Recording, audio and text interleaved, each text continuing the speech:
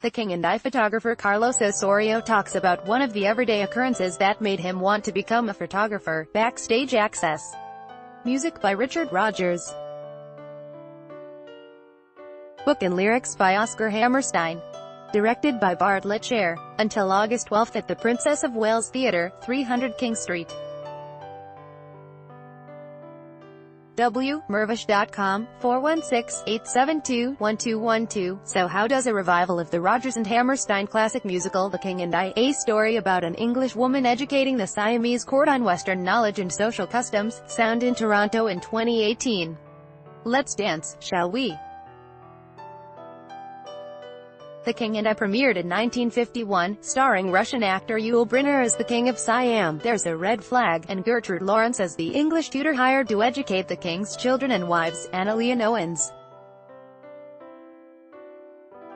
It was the fifth Broadway production created by Richard Rodgers and Oscar Hammerstein too, following a string of successes like Oklahoma, Carousel and South Pacific, which was based on a book, which was itself based on the memoirs of the real Anna Leonowens, who settled in Canada near the end of her life, co-founding the Nova Scotia College of Art and Design, details of which are now considered to be exaggerated or outright fiction.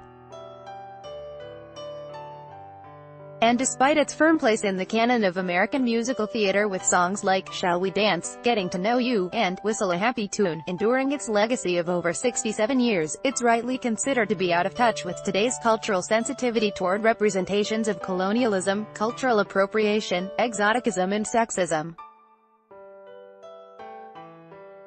Article continued below. Growing pains in the Golden Age musicals hasn't seemed to stop Broadway producers from bringing them back to the stage anyway, so the challenge is then placed on the director to either reproduce the traditional version or find new approaches for contemporary audiences. Bartlett Sher has become the go-to name for revivals that attempt to do the latter, having helmed acclaimed productions of South Pacific, Fiddler on the Roof, and now on Broadway, My Fair Lady. In The King and I, now in Toronto courtesy of Mervish Productions, Sher course corrects where he can, without changing the fundamentals of the musical.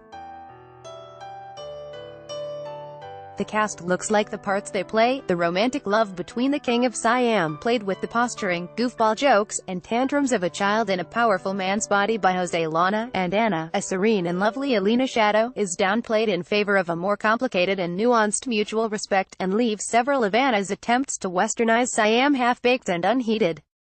And Lady Thang, a commanding Joan Almadia, often the most magnetic presence on stage, the king's official wife and mother to the throne's heir Prince Chulalongkorn, Charlie O, is given the greatest character depth.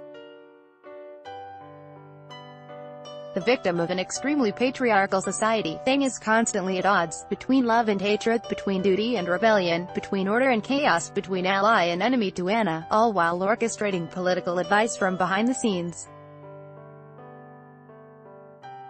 Almadia gives Lady Thang a wall of defense that softens in the song Something Wonderful, or in the presence of her son, but stiffens when her sense of security, obligation, and order is threatened.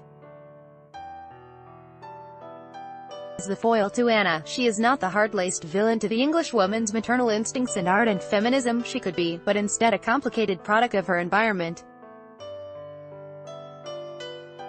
Through Anna's Hello Young Lovers and Things, Something Wonderful, the audience knows both women are moved by their romantic sides. For Anna, her husband's death propels her into freedom and adventure, and for Thing, it drives her further into her role in the palace.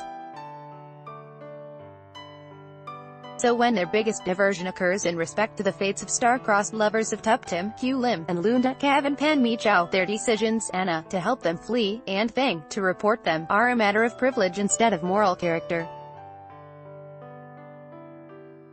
Sher gives the audience small twists like that to complicate what can be an extremely simple story on the surface. That old widow meets king trope, you know what I'm talking about, from the frames of intersectional identity or global politics of the time. King Mongkut's adoption of the English language and Western technology, education, and customs is said to have saved Siam from English and French colonialization, even though Anna's presence in Bangkok and liberal use of the words barbarians and savages now feel uncomfortable and offensive. He also delivers a gorgeous ballet choreographed by Christopher Gattelli based on Jerome Robbins's original work, framed by ornate sets by Michael Jurgen and costumes by Catherine Zuber. But that ballet is Tuptim's adaptation of Uncle Tom's Cabin by Harriet Beecher Stowe, and we have a whole other can of worms to work through. What Cher can't change is the soundtrack that's beloved but only uses Thai music elements sparingly, so as not to alienate a Western crowd, antiquated gender roles, and an opening number that has the chorus as an evil-looking horde of Siamese commoners before swiftly moving inside the palace and never emerging again.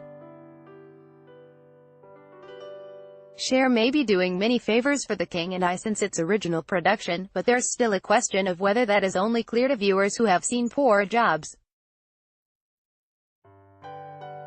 And it's worth noting that while Cher diversified his cast, the same can't be said of its creative team. Jose Lana and Alina Shadow in The King and I at the Princess of Wales Theatre until August 12. Jeremy Daniel, www.jeremydaniel, Jeremy Daniel, Alina Shadow and Balin Thomas in The King and I, Jeremy Daniel. While, to this critic, Cher doesn't definitively solve the problems of The King and I, he makes a valiant effort and the touring production delivers a level of polished, old-fashioned musical theatre that you can whistle a happy tune to. But for anyone who's interested in digging beyond the shiny love story into the murky depths of its implications, this Rodgers and Hammerstein staple is still a puzzlement. Carly Maga is a Toronto-based theatre critic and a freelance contributor for The Star. Follow her on Twitter, @RadioMaga.